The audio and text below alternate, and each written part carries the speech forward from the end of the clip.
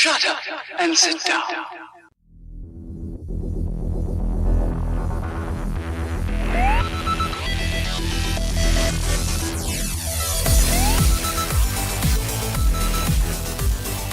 Good evening and welcome to the VGR show. Yes, we pre-prepared the sock puppet. How are you tonight, Nick? I'm good. I'm better that I heard that joke, but I'm alright. Yeah, I do apologise. Anyway, I'm Dan, this is Nick, and welcome to the second VGR show, the second annual VGR show, I think. I think that's how annual works. I don't know. I don't think it is. Well, anyway, we're recording this during PAX, which means that we can't really tell you any of the PAX news, so we're going to do a PAX show later. PAX. Yeah, PAX. My microphone quality has improved increasingly this week because I actually spent some bloody money on it. It's nice when that works out like that, isn't it? Yeah, I spent half the amount of money Nick did and got a mic just as good. So, that's funny. Yeah, anyway, that's the end of the podcast. I don't want to do any more now, to be honest. Anyway, while PAX is happening, we're not going to talk about anything that happens at PAX. There's been some pretty good news in the Blizzard panel, but we'll leave that for now because we're going to have another show for that because, as I said, we're midway through it at the moment, so we can only sort of half report on it. What's wrong? Snake!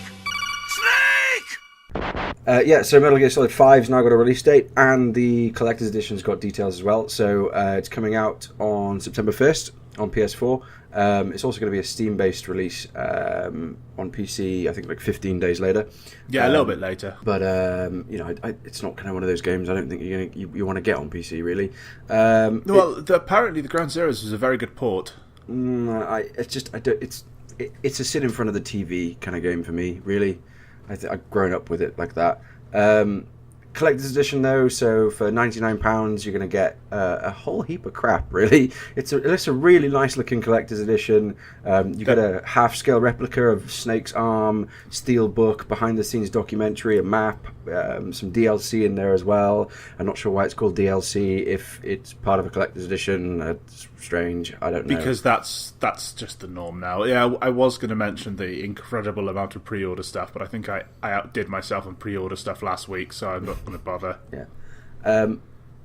I do like the fact that part of the things you're getting is like, even if you just buy the day one edition of the game on pre-order, or if you get the collector's edition, some of the things you get are like a cardboard box, which I just think is brilliant because that's a very good idea. That's what Metal Gear is to a lot of people. That's the iconic part of it is the cardboard box from the earlier games.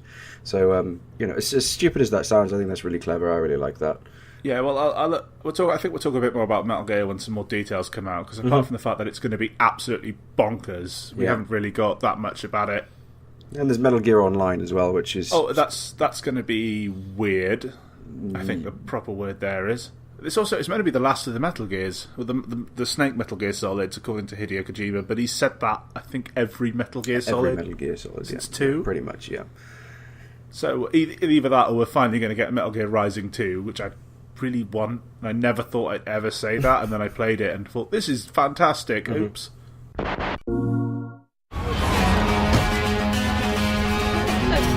This is for the players. PS4 sold 20 million units. And you're angry at this, aren't you? Well, angry is kind of the wrong word, but we'll go with angry. Screw it. I just don't like the fact that it's already beaten the GameCube. And I'm the Nintendo fanboy, by the way, so... Yeah, and this isn't me being like, oh, I like Xbox, I like Microsoft, I don't like the fact the PlayStation 4 sold. No, he's got a PlayStation 4. Yeah, absolutely. And an Xbox One before we go down that route, but don't have a Wii, though. No, you haven't got any money, have you? No, that's true. But, so I think it's incredible that it's already outsold the GameCube, which is an incredibly underrated console. It's one of the few Nintendo consoles I don't think I ever owned, but I always loved it when I ever played on it. So I loved it. Never owned it. Loved it. Yeah, I owned it, mate. I had it day one. Gloat. I had to scrimp and save for that thing, and then I got Luigi's Mansion and really regretted that. Also, because I finished it in a day. As an aside, can't think of another console that had its own little carry handle. No, I'm sure you could glue one onto the PlayStation. I don't know if you would want to carry it around with you. Well, apparently Phil Spencer's left Microsoft because he's so frustrated about the Xbox One, but that stinks of rumour, so pinch of... I thought you were going to say Phil Spencer's left Microsoft because he couldn't glue a handle to the Xbox One. Well, that's probably as likely as the frustrated thing, so... And now to kick off Steam Dev Days, Gabe Newell. should we move on to our main stories? Yeah, I think it's good as You're ever. going to talk about tech, so I'm going to fall asleep for about 10 minutes if you don't Yeah, mind. I'll try and not go too tech heavy. So obviously GDC's been this week. Some strange stuff has happened at GDC this year, but some good stuff. They announced happened as Half-Life 3, didn't they? Everyone said they were going to announce Half-Life 3 because it was on the 3rd of the 3rd at 3 PM, and they're definitely going to announce Half-Life 3. Nick, And when did they announce Half-Life 3? Yeah, they didn't. They teased everybody with a Half-Life on virtual reality, which everyone got very hyped about, and then they announced Source 2, which is kind of... It's the developers' Half-Life 3, really, isn't it? Well, you'd also got to point out that it's so the Source engine is what powered Counter-Strike Source and Half-Life 2 back in 2004, 11 years ago now. So Source 2 is the new engine. It's going to be free for content developers. But what it does mean is that when the first Source engine came out, we saw the next Half-Life. So a lot of people are saying that this new engine has got to be there for a reason. They couldn't have just done a new engine for the sake of doing a new engine. Is it because a big game's coming out, whether it's a new Portal or a new Half-Life? Well, there was they were is it Vive, the VR headset? Yeah. Well, one of the demos they were doing with that was a Portal game, and a lot of people were suddenly exploding because it was like, that's Portal 3, but it was literally like a Portal 2 up-res. Yeah. Tech demo, so... There's Valve have done some kind of strange caveats with the Source 2 engine. So if any developer wants to use it, they can. It's completely free.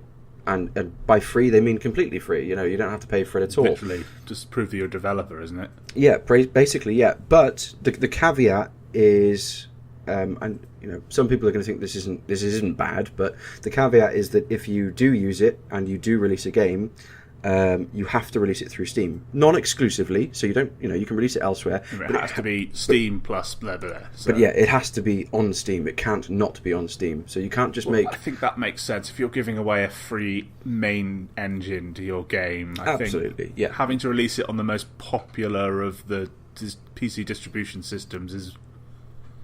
We're going to give you this £1 million, but in order to get it, you have to also take this big car. Yeah, well, yeah. I mean, it's going to go hand in hand. They're telling you to release it on the store. So and like you said, Steam is the biggest store. Yeah, so, I did. They're doing a console variant, a non-PC variant of the Source 2, which I think was called Vulcan. It's on the VGRshow.com if you want to read the details, but they're not being tyrannical about it. They are letting this thing into the wild, and I think that. Well, I'm looking forward to. I'm not going to lie to you. As much as everyone wants Half-Life, I'm looking forward to Prop Hunt 2. Because that's fun. Let's face it. You turn into a banana and then run around. It's brilliant. Yeah. I always feel like how great the Source engine is and how stupid that kind of stuff is. I always feel a bit like sort of being let into NASA and then running around on a chair or something. I think the big thing with the Source engine from, obviously it's 11 years old now, but if you think about the really good games that have come out on it, they've all been sort of mods in a way, so... apart from the main... I'm not, obviously there's Portal, there's Half-Life 2 and things like that, but a lot of the popular stuff from YouTubers and things like that, they're, Gary's mod kind of things at the moment. But what I'm trying to get at is that the longevity of that engine is incredible. The longevity of that is and they've really started to focus on the community side of it, because I think that's where, especially with Gearworks, no, Steam Workshop, that's the one. Sorry, Steam Workshop, yeah. Especially with Steam Workshop, the amount of money they must make off that thing, and I mean, to be fair, they also make a lot of money to other people. So, I'm really looking forward to the Source engine. I would have liked a Half-Life or Left 4 Dead or whatever, but I think that on the whole, this is probably the best announcement that could have come out. And let's face it, E3 is very close, so they're not going to announce. No, you're not going to do a major announcement at a tech. No, and let's not forget, GDC is the Game Developers Conference. This is where you go to unveil new tech and you meet the people in your industry that can use that tech. So it's a perfect place to announce, a new engine. So it's the perfect place to go for the feminist gaming Illuminati as well. I assume. I'm not really following all this stuff. So no, but good news. Boring. I think going Half-Life 3 would have been a lot more fun, but we'll have to deal with it. Well, we'll see what happens, like you said, at E3. Who knows? I mean, it was very funny watching everyone was sitting there and it was like, Source 2, and they were like, yay! Yeah, that's good, I think. Yay! I'm going to say, basically, it it's one of those things where if somebody was to turn around and go, here's Half-Life 3, and it's using the Source engine, you'd go, wow, it's a new Half-Life. But it looks exactly the same as it did 10 years ago. So I think what they're doing is, look, here's the new engine. You know, I'm not saying they're going to announce it. Yeah, if Half-Life 3 or whatever, Portal 3 or whatever big game they're going to do, Left 4 Dead 3, who knows?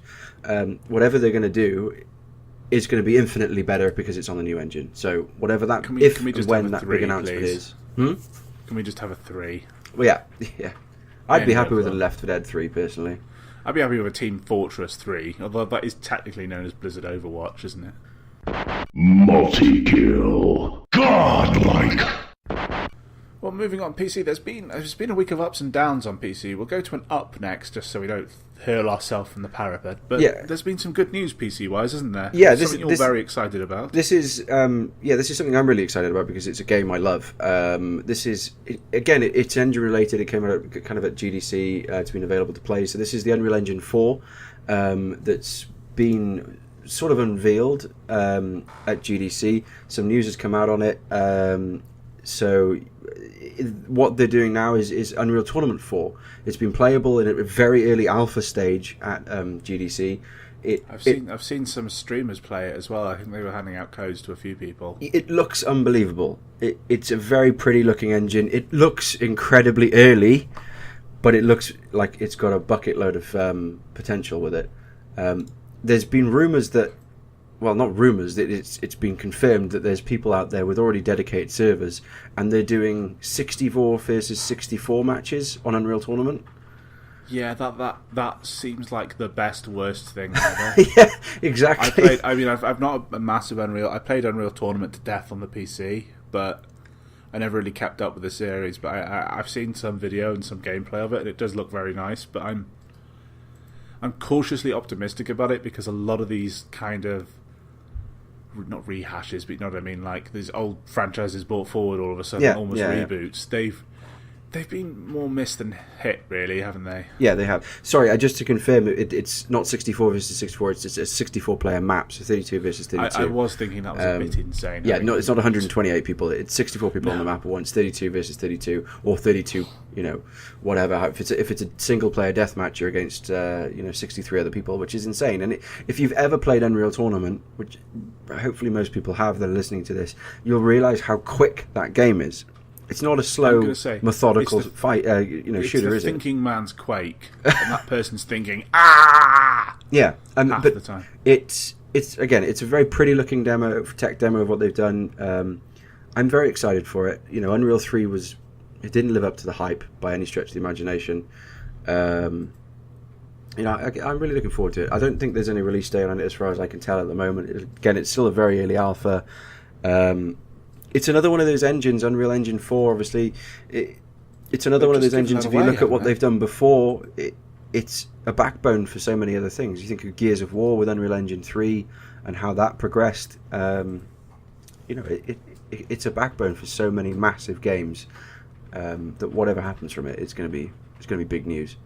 Yeah, they've recently announced the Unity 5 engine, but they've just openly started giving out Unity 4 to people, so I think that's also a good sign because obviously modding's a big part of that kind of community, and that's what really launched Half-Life, was how open the modding scene was. So what I was going to say as well is, if you going back to when we were talking about the Source engine and how that's basically free as long as you release it on Steam. So Unreal, if you're a programmer and you want to use the Unreal Engine 4, you're going to be paying. I think they were looking at doing a subscription plan. They've just announced it's open. Yeah, they've just announced now that it is going to be free. You can go on it and do it yourself.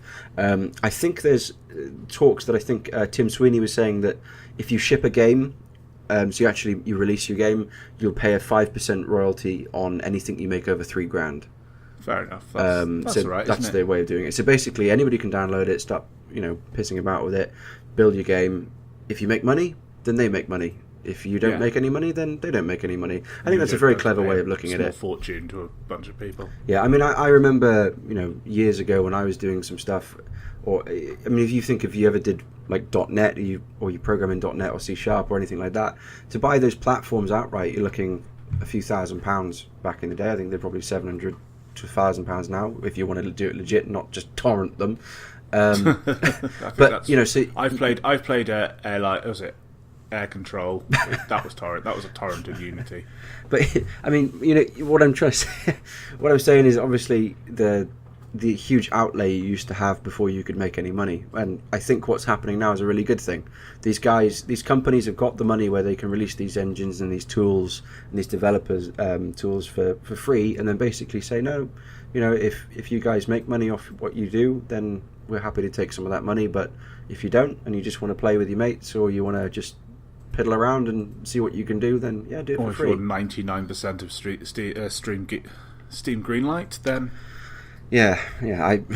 well, hopefully if some of the stuff from Unreal Engine 4 or Source 2 actually ends up on Steam Greenlight, or prettier looking crap.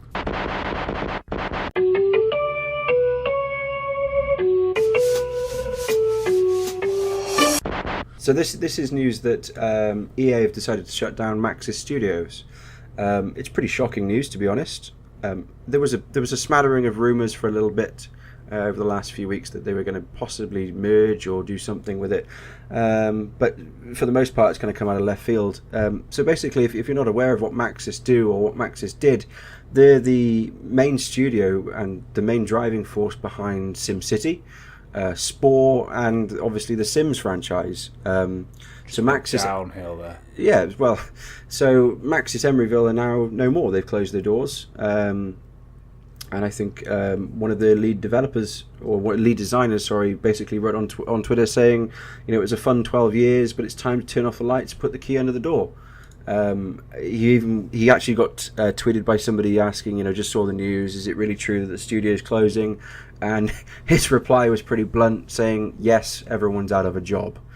So, well, at least they didn't become a Connect studio.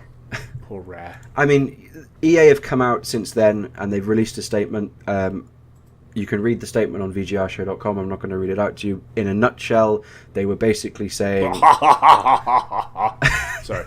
There wasn't a maniacal laugh in it. But in a nutshell, they basically said that they're moving and sort of moving the employees, or select employees anyway, from Maxis to Red War Shores Studios, I think it is.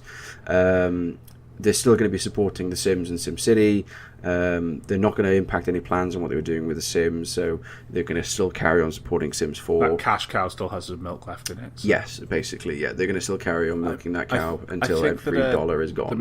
The Maxis thing would have been a lot sadder if Dark Sport and SimCity wasn't their last two games. I think that soured them to a lot of people. I mean, Dark Sport, SimCity eventually became decent. I'm not even going to mention that launch, because, wow. When you make Diablo 3 look like a good launch, bravo. I think the best exchange of people tweeting on the whole Maxis thing, I think I saw somebody saying that Spore kind of sold okay, Dark Spore and SimCity obviously didn't, and somebody replied, what was Dark Spore? So exactly. There you go. You're already taking a game which primarily was used for people to make genital monsters, and then let's make it dark and gritty because it works so well for Shadow the Hedgehog. I'm, putting my logical hat on, I can see why this decision was made. Outside of The Sims, Maxis didn't make EA much money. No. But if you include The Sims, they made them boatloads of money. But putting my gamer hat, and even just going back to my childhood, I'm upset by it because the early Sims games were a huge part of my childhood. If you read my bio on VGR Show, or you know me, or if you listen to other podcasts we've done in the past, or read any of our stuff we've written, you'll know that I'm a big Sims fan. And I mean, it's not The Sims, I mean a simulation fan. So I love that kind of gameplay. So I grew up with Maxis. And it's another one that's ended up on the EA graveyard, which is a real shame. We were talking about this before when we were off air. I was saying it's right there with Bullfrog and Westwood Studios and Pandemic and now Maxis. And like you said, well, at least BioWare's still there, right? But for how long? Come on, please don't hurt BioWare. Yeah, I'll pay you whatever you want, please. I'll take your terrible multiplayer. Please, just don't let them make the single-player game. Oh, let's. I've not told Nick about this next topic. Should we move on? Yeah. Okay. I'm worried about this. So, obviously, with the pre-planning for the podcast is obviously we look at the big week's news. We talk about what we're going to, let's go. I want to talk about this. I want to talk about this. Let's get a run sheet. Okay, great. And then Dan basically said to me, "Yeah, I've got something. I don't want to tell you what it is." Oh, okay. So Nick, yeah, go for it. Are you sitting comfortably? How many shows have we done, Nick? Do you know what time it is, Nick? Oh God, here we go. It's World of Warcraft news time. Yay! Nick hates World of Warcraft. I've played about 1 billion hours in it. Anyway, yeah, there's World of Warcraft, Nick, so I get to talk about World of Warcraft on the podcast and shut your dirty face.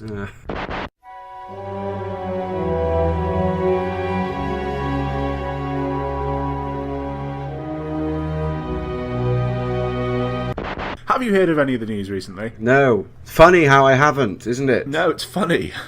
You probably have heard about it. You just seared it out your brain with a hot needle. Anyway, so they're going free to play. Can I start? Just interrupt before you do this. So, it's not that I hate. Well, I'm not a fan of World of Warcraft. I like MMOs. I played Warcraft for a little while. I just didn't get interested. My biggest problem is I didn't get high enough to what you basically got to endgame, and where you're at now is you don't play the game, you use it to socialise. Yeah. I never got to that part. It's a chat room at the moment, but... Yeah, anyway. You played long enough to... I had you join a friend of mine's guild, and then you stole everything from the guild bank without realising you did it, vended it, and then were like, why is everyone getting really angry at me? Yeah. Yeah. Anyway, accidental bank robbery aside. Yeah, so if you believe stupid people, WoW is going free to play. I have seen that news, actually, and I didn't believe it. Basically, it's not free to play. Stop saying it's free to play. What they're doing, they're adding... Are you aware of Evil Nine's Plex, I believe they call it? No. So basically, Plex is a currency that you buy with real money, and then you're able to sell in-game. Right. For in-game money. So you can sell that in the auction house or whatever, right? Yeah. Okay. They have Cred, which is the WildStar variant of it. You buy it from the developer, and then you're able to sell it in-game. Mm-hmm. So you buy it from the developer for real money. You're able to sell it in-game for virtual money, so it cuts out the Chinese farming, it cuts out the account robbery and all the other things like that. So that's a good thing. Because, I mean, I remember it's a very good when thing, I was Blizzard playing, WoW Blizzard Gold. Have just... Pardon? I was just going to say, I remember when I was playing it, like WoWGold.com or whatever the hell those sites were, they were huge. Yeah, and then pretty much they're just going to steal your account and sell it off. So it's really dodgy. It's really unethical, especially since there's some horror stories coming out of China of them making prisoners farm gold. But yeah, they've announced the WoW token, and the way they're going to do it is you buy the month's game time and you get given a token, and they predetermine the price of the token. So you can either save it, wait for the price to go up or down, or just put it on the auction house, and then when someone buys it, right, you get the gold in your mailbox. Right. So it's all automated. There's going to be no market fluctuation that other people can control. There's no people buying multiples and then selling them off cheap that crashes the price. So yeah, but as someone who's played this game for 9.5 years, I'm really looking forward to this because I've got a small fortune in game at the moment now. So I'm going to be like the 1% that's sort of rolling around with a year's game time. Well, that's pretty good. So they are in a way just rewarding the loyalist players, right? Because if you've got a lot of in-game gold, you can just buy game time. The way they put it is that the people with not much in-game fund and lots of external game funds are going to be able to basically help the people with a lot of in-game funds and not much real money, and it's a way it's kind of a way to the longest play, but it's mostly just a way to reward the people who are very good at playing the auction house. Okay, I mean, so let's say I came along and I want to get back into WoW, and I've started off and I haven't got much money in the game, and I want a quick way of making money. You can just buy a token. So I could, I could go and buy the tokens, put them in the auction house or whatever, sell them, and then I'd get in-game gold. You very much so, and someone else would earn 6 months game time, so they'd save $9.99. I think it's a good idea. I think it's great. Blizzard doesn't lose any money because that $9.99 was still going to be theirs otherwise. More people might come back. Yeah. They've added veteran accounts, which are, if you have now at the moment you have a trial account, which is maximum level 20, but it's at the start, and then you have to, if you subscribe, it turns into a normal account. But now, if your account closes, you have a veteran account, which means that you can't play any of your characters, but you can play a new character up to level 20, so you can keep the trial on your old account, which means that if you have a deactivated account, as long as that character has money, they can log in game. So if you have like a bank out with like 100,000 gold in it, they can log in game, buy one of these tokens, and reactivate the account without a penny being spent. So they structured this really well. I think it's very clever. I think if this goes off as well as it sounds like you've explained it to me, if I'm understanding this right, it could arguably kill the gold selling market, which is it could. It'll terrible, kill a lot of it anyway. Yeah, I think that's really good news. I think, and it helps bring a lot more people going to come back to the game. I mean, I'm gonna, because I got enough money so I can enough gold that I can pretty much play for free now. Also, they're stopping. No, the only way it's not going to kill the in-game gold market or the gold buying market is if those gold sellers drop their prices to the floor. That's the only worry. That's probably going to happen, but they're still cracking down, so it's still a gamble. Yeah. But I think the idea is you just kind of do you want to pay a little bit more and not run the risk of your account being stolen and or banned permanently? Mm-hmm. Then just give Blizzard the money. So basically, you're putting people's morals versus their wallet. Yeah, it's a way to do it. Yeah, I think people are willing to pay if it's easy. I think it's a bit harder to buy like China gold. Mm-hmm. It's a bit more risky, so to me it's people are willing to pay like $1 more if it's a lot less effort. I mean, that's basically what iTunes is, isn't it? I mean, you could go to a different site and get it cheaper, or you could just click on the iTunes bloody button and download it there. Yeah. That's what it's going to be. But no, this is a good step forward for Blizzard. There's a reason it's still the most popular MMO after 10 years. Let's face it. Mm-hmm. It's a reason that WoW killers are all laying dead on the side of the road. I'm going to say it, community. It's the biggest thing. Whatever else they do, as long as people are like, I made that analogy at the start. Like, I never got to the end games. I never got to experience the community properly. So I put you in a terrible guild. Sorry about that. Well, but I mean, the biggest things I've had with MMOs, every MMO I've played, I've always enjoyed. But the communities have always died because everyone's gone back to WoW because their friends were playing it, So I think WoW is the biggest WoW killer. Yeah, that makes sense to some people. No, I apologise if it makes sense to you. That does make sense. I mean, I was a huge Warhammer fan, so I used to love that. And the reason it died is because everyone started going back to WoW. Because basically, Warhammer introduced all these PvP mechanics and things, but it's got a new hat. Exactly. And then WoW basically just went, well, we'll put that hat on ourselves, and everyone went, oh yeah, but you've actually done it better as well, so we'll come back to you to get that hat. I think Blizzard are like the most incredible thieves because they steal from every MMO out there, and they're like, you've stolen our design. Yeah, well, we've made it a lot better. Mm-hmm. Yeah, you have, haven't you? Sod. Yeah. Wait, were we on about Apple or Blizzard? No, I said made it better, not more flexible. Yeah. There's another quick bit of WoW news. Have you heard about the neutral panda? Double agent. No, I'm vaguely aware that one of the expansions recently had a panda that looked like it was from that crappy movie. Oh, I will fight you if you diss Kung Fu Panda. That film was great. I'm not kidding. I love that film. Basically, the Pandaren were a race that were neutral. When you started leveling them, they were neutral, and then you had to pick if you were Horde or Alliance. But while you were on the island, you were a neutral. You had no Horde, no Alliance, you couldn't join guilds, etc. Okay. So you meant to leave there at about level 12, 15? Yeah. Yes, someone's level 100 on that island. But what do you mean meant to leave? Like, you have to leave, or...?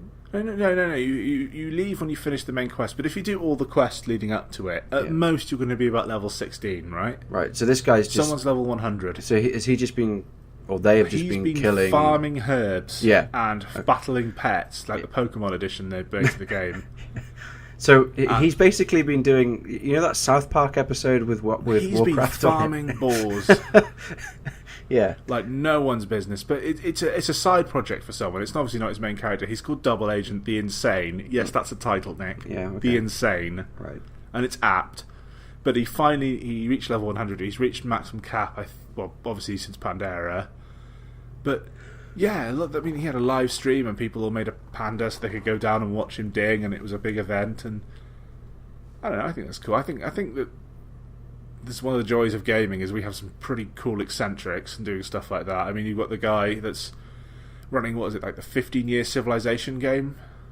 Just cool little things like that. Did not know that existed. I'm going to go find that after we finish recording. Yeah, the guy's been playing Civilization for a very long time. Wow. And I think that the world's died like 50... there's been total Armageddon nearly about 10 times to him. There's another one. Someone's playing Civilization with 45 AI characters. And he's just progressing. And I'll see if I can get a link for the link dump. But there's going to be a point in that where Gandhi gets nukes. Yeah, Gandhi's going to get nukes, and Gandhi's a monster in those games, isn't he? Yeah, he is. Yeah. I mean, it's a total in reference. If you're a Civilization fan, you get the Gandhi gets nukes thing. But yeah, he's an absolute dick. I think it was a bug in the first game, and it just they went, yeah, let's just go with that, make him an ass. Let's take one of history's greatest peacemakers, and let's make him like Hitler 20,000. I don't want to get into my personal opinions on Gandhi. Oh, please don't get into your personal opinions on Gandhi. You don't like sandals, do you?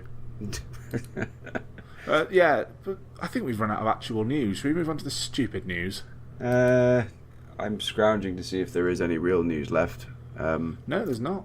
There is real news, because as I said, we're recording this during PAX, but because we're recording it during PAX, not just after PAX, we can't do PAX news. So yeah, there will be a PAX podcast probably midweek sometime. Next week, and then the regular VGR show will be obviously next Sunday. So, one of the most famous dogs around. He has 20 million hits on YouTube. Tillman has a lot of things most dogs don't have, like his own bus, his own assistant, and millions of fans. Well, there's only one silly news this week, and that's that. Did you know people are bloody stupid? Yeah. Nick, could you quickly explain copyright to me? Let's say I don't own a product and I want to make that product, but someone else owns that product. What should I do? Yeah, don't make that product, pretty much. Or ask if I can make that product. Don't kickstart the goddamn product without asking permission. Mm-hmm. So there was a Harry Potter MMO, which I believe was called The Wizarding World of Harry Potter Online or something. Wait, wasn't there already a Harry Potter MMO? Didn't they have That's like Potter World or whatever it was called? Pottermore. Pottermore, yeah, that's not really an MMO. That's kind of like a Facebook game on steroids. But this was going to be World of Wizardcraft, basically. It was going to be a full-on MMO. And, yeah, okay. The Harry Potter, what's it called? Wizarding World Online was the game, and could you believe that when they started trying to kickstart it, it got taken down because the copyright owners sort of turned around and went, no. It was Biohazard Entertainment was the company, and Warner Brothers sent them a cease and desist order. And who would have? There's so many of these stories of these people. There was the Minecraft film recently, where the guy was trying to kickstart a Minecraft film, and not sort of turned around and said, "Yeah, we don't let you do that without our permission." It's sort of how intellectual property works. Wait, I don't understand how. I don't understand how people who have the knowledge of how to make these kind of games don't have the understanding of how things like trademarks and copyrights work. You can get away with a fan product, non-profit thing. A lot of the times the companies will let you make them, not unless you're talking about Nintendo. Well, you can also get away with it if it's a parody. So yeah, or a parody, or that's why the Five Nights at Freddy's, Krusty Krab's stupid games all exist. But I think these guys don't realise how many lawyers these companies own, and how when you're trying to make money off their IP, they're going to kill you. Oh, absolutely. And then they're going to hang your corpse outside of their headquarters as a warning to other idiots. Well, especially if you're essentially stealing the intellectual property of a company the size of Warner Brothers. Yeah, and it happens to be probably one of the most popular film and book series of all time. No, but they're changing their name. Biohazard Entertainment are the company. If we ever have this conversation in like a year's time about a 50 Shades of Grey MMO that's not like got. Well, 50 Shades of Grey itself was a copyrighted material. They just changed it. It was a fan fiction of Twilight, I believe. My God, yeah, that was it. I didn't know that, and I'm glad I didn't. It was a fan fiction of Twilight that they changed the names of. They turned it from a vampire to a billionaire a-hole, and then The more you say it, the more I can see the similarities. It's ridiculous. Yeah, but anyway, Biohazard, they decided they're going to rebrand after this little kerfuffle, mainly because who wants to be associated? Terms. Well, yeah, I just realised Biohazard's copyrighted. That's why Resident Evil wasn't called Biohazard in the US. It's because someone already owns that. Very good point. Oh God, what are they going to change it to? Capcom? No, they've basically said that with the tainted name, that they were taking on a new image and a better name to serve the industry. Right. I'm going to stop talking because I'm going to swear. I mean, look, and I swore enough last week, and Nick shouted at me. I mean, who would want to be associated with? Yeah, I was about to swear then as well. Think of a naughty word. That's them. So who wants to be associated with the shitstorm that they've just created? So, I mean, how stupid do you have to be? Like I said, you've got to be reasonably intelligent to make a video game, okay? You can't be an idiot. You can't be a moron and make a video game. It goes without saying. You've got some sort of intelligence to be able to program, to be able to design these things. I've played the later Rare games. I've played Perfect Dark Zero. I mean, I'm not saying they were all dumb, but there were some dumb people at that company. But you can't be that stupid that you can make something like this and then, like we were saying before, not know about copyright, not know about intellectual property, not know about trademarks, and then screw up your own company name. Yeah, I'm going to go on a limb. I'm guessing he knew this was going to happen and he was hoping the Kickstarter would have finished by the time that Warner Brothers clued up to it, and he was, I guess I've got to keep all this money now. Run. Yeah. So, I mean, let's clarify this here. So, it got kicked off Kickstarter. Yeah, that sounds weird. And the guy didn't get the money. People got their money back. Well, they didn't give them the money, right? So no, they never had. The project has to be funded on Kickstarter. This week, I have been mostly...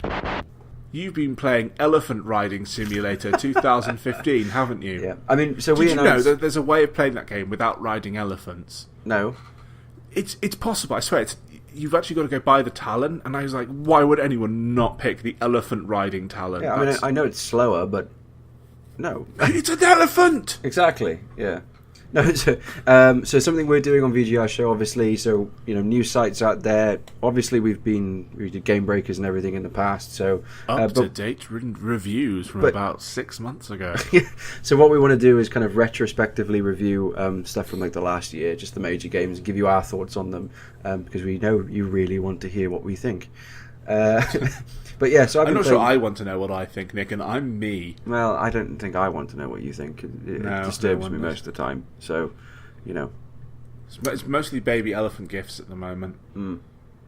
That's a segue to the game I'm playing. Hey. Can we talk about Far Cry 4, please? Yeah, so Far Cry 4, I've been playing it a hell of a lot. It's such a fun game. There's no other way of explaining it. It's like you said, you jump on an elephant, you smash through some trucks with enemies on it. With a submachine gun. with a mounted machine gun and a one-handed grenade launcher. I was about to say, you're the god of death himself. I was about to say the grenade launcher. There's no other way to put it. There's the bow, there's the heavy machine gun, and there's the grenade launcher. And I think there are other guns in the game. I just don't see the point in them. You don't need them. Yeah. It's like, I've got a grenade launcher. Yeah. Bow that fires explodey things, and this thing basically turns people into minced sausage. Why? And the hunk of meat. Don't forget the hunk of meat that you can carry around. Oh, and that bloody great knife they give you as well. But the hunk of meat's really awesome because you can just you're going up against 50 enemies or so, and you go, I've got a hunk of meat. Throw it, and then tigers. I like to think about hunk of meat as less of a hunk of meat and more as like a really cool Pokeball. It's like, I choose you, tiger. Yeah. I was when I first started playing it, I went to a stronghold and I was trying to beat this because I'm a running gunner. I'm not a very good stealther. Right. So I was trying to clear an earlier garrison. Is it garrison?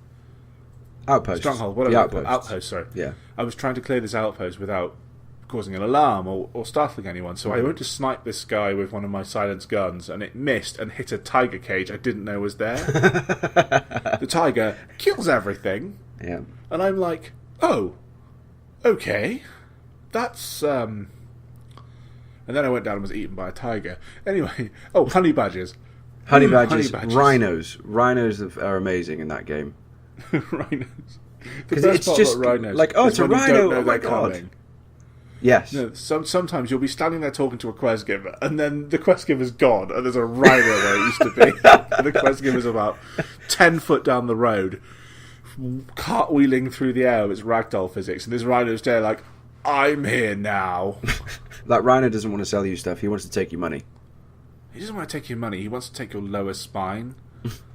My biggest problem with the game, though, in all seriousness, I love Far Cry 4. It's such a fun game.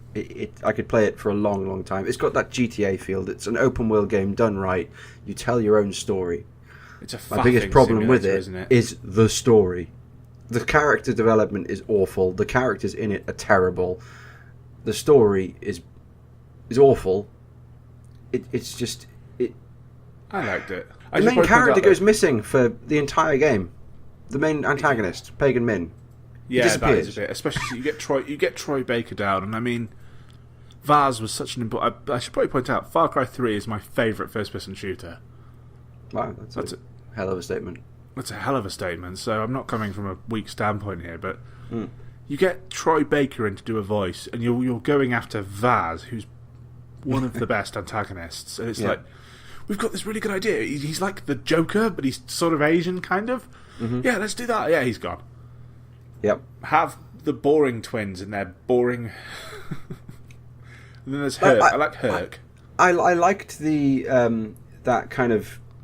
I did like the little bit of the thing they were trying to do with Amita and Sabal battling over the leadership of the Golden Path, but my problem, because they did that kind of moral choice thing that every open world game has to have these days, where you have to have a moral choice. That's the one part of the game I hated, because I struggle with those kind of choices, and it's every decision they gave you, every decision they gave you was crap.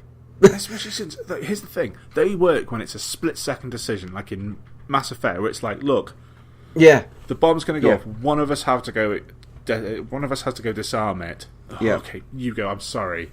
Yeah. But this one, it's like, we need to protect this field. No, we need to protect these guys, but we also kind of need to attack these guys to free them. And it's like, and then you get 5 minutes. And I'll go do that. Yeah, and you get 5 minutes to think about it, and then you can go talk to them, and they'll give you the choice again, and you do it. Oh, by far my biggest thing with this, which I don't think I've mentioned in the review actually, which I might even edit and put back in the review. My biggest problem with the game is non-skippable cutscenes. I don't mind that as much, but that's I had that problem with The Order. I can't forgive a game in 2015 for having non-skippable cutscenes. I understand why you don't want to skip a cutscene the first time, because you want to tell your story, but I'm sorry, if I've died and I have to watch the cutscene again and I can't skip it, that's unforgivable. Do you know what does it worst? Absolutely worse is Destiny, because you're doing this story mission, you have to farm them, and there's one of them that has a 3-minute unskippable cutscene. Yeah. In the middle of the mission that I had to farm for gear. So it's like, I've got to this bit, drop, stare at the ceiling, and imagine baby elephant gifs. No, but I think Far Cry 4, it's a step down from 3, but it's still worth the money. Oh, absolutely, yeah. I mean, I think my summary is it's an incredible story, as long as you tell your own. So, I mean, that own story can be about that time that you rode into an enemy encampment on an elephant neck. Yeah.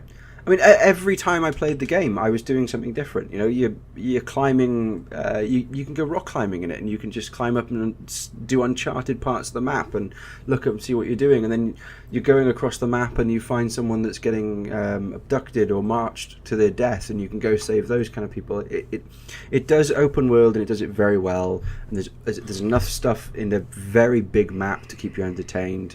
It does take a while to get from A to B sometimes, and the chopper and things, they're not quick, which is my only bit of a negative with it. But giving you the flight suit really early on, I think, was a massive improvement, especially over 3, where you got it, I think 75% of the way through the game. I mean, I think if I had to sum it up, basically I would say that if you're a fan of Far Cry 3, then if you haven't played 4, you need to play 4. I mean, it does every single thing that Far Cry 3 does, but it does it better. Gameplay-wise, 4 is better. Story-wise, I Yeah. know if 3 wasn't a massively great story. I didn't mind the story for 3. I like the ending was a bit. I just think the ending was bleh, and I just think they got rid of the most interesting part of the story really early on. yeah, I agree. No spoilers. Yeah, But no, the other thing I got to mention, it's an Ubisoft game, so you've got to go to towers and you've got to find towers to unlock maps, to unlock unlocks, and it's an Ubisoft game as an Ubisoft game as an Ubisoft game. If you've played one of them, you've played all of them. but it's a good Ubisoft game. It's a very good Ubisoft game, and after Assassin's Creed Unity, it's the best Ubisoft game that's been out this year, I imagine. Actually, I've not played Assassin's Creed Rogues yet. I'd throw Rayman into the mix. Okay, I've taken that back now, because it was a Child of Light out last year or the year before? I think that was last year. I'm not sure. That was I know that's their indie division, so it's not actually. It's like that's the old Ubisoft. I think That's like the developers they keep chained in the basement from the old days. Ubisoft's problem is AAA titles, which is really strange. Their massive titles normally go a bit arse. Should we wrap that show up there with us insulting Ubisoft, which I'd like to make a tradition on this show? Yeah, I'm going to be looking forward to the emails we have to send to them when we're asking for games to review, and they go, "Yeah, so what do you think of our company?" "Yeah, well, you're crap." We compared you to Nazi war crimes. Can we have a copy of Far Cry 5 and The Division, please? Oh, we're British, they're French, they hate us anyway. Anyway, on that slight jingoism, should we end the show? Yeah, I think that's pretty much it. Anyway, we'll try and get a PAX podcast out in the week, but there's no promises on that because I've got a wedding planning to do. Yeah, selfish. Real life, it's horrible. Selfish. Selfish man. I'm getting glared at by my fiance. Anyway, where can we find you, Nick? So I'm on Twitter at RealNickB, and yeah, you can follow us on Twitter as well. It's at VGR Show. And if you're still looking at places to listen to the podcast, we're on SoundCloud now. We are actually already on iTunes, which is really good considering this is only our second show. So go subscribe to it. SoundCloud.com/VGR Show. Yep. Our iTunes is a big line of gibberish, so we'll have that on our website. Yeah. Anyway, any passing thoughts about gaming for the internet, Nick? Calm down. Calm down. Bugger down. Yeah, I mean that's pretty much it. Just calm down, It's people. a joke. Christ. Yeah. Yeah. Stop arguing about games and play games. That's what I think we can. No, they're going to argue about games. They're going to argue about that, aren't they? Yeah, they'll argue about anything. They'll argue about the fact that somebody told them to calm down. So, next thing you know, someone will be bringing a sock puppet on the stage and then making weird references. Please, Nick, I don't want to get attacked like that. Both sides. Anyway, it's 2:30 in the morning at the moment, so we're going to leave now. Bye-bye!